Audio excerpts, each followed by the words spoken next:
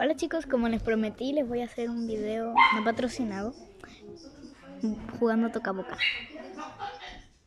Entramos a Tocaboca. Déjenme que se demora en cargar. Espérense. Cargo. Está esperando. Listo. Perdón. Pero ¿a quién le importa? Vamos a meternos.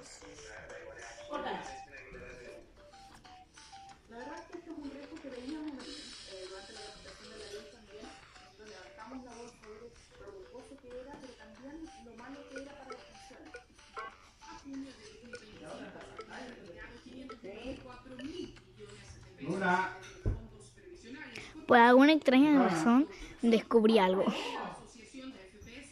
Comerciales. Oigan, por alguna extraña razón descubrí que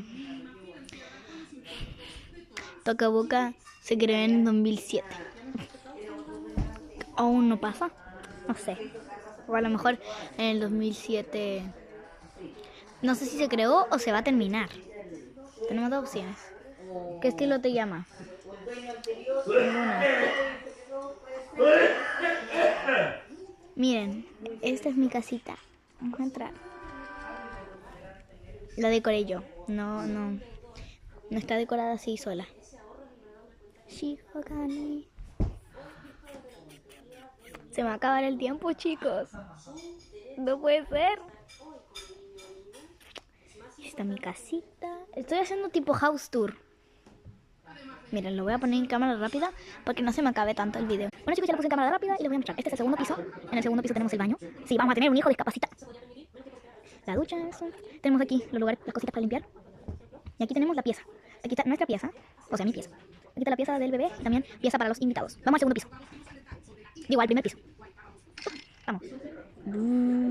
Cargando, cargando, cargando, cargando, cargando, cargando, cargando, cargando, cargando, cargando. ¿Listo? Aquí tenemos... aquí tenemos el living, o sea, la sala de estar. Aquí tenemos pues el patio, bueno, el patio delantero. Aquí estoy yo. Aquí está el patio trasero. Ok, el patio trasero y la cocina. Que en el refri tenemos varias cosas, gracias a Dios. Y bueno, eso es todo. ¡Bye!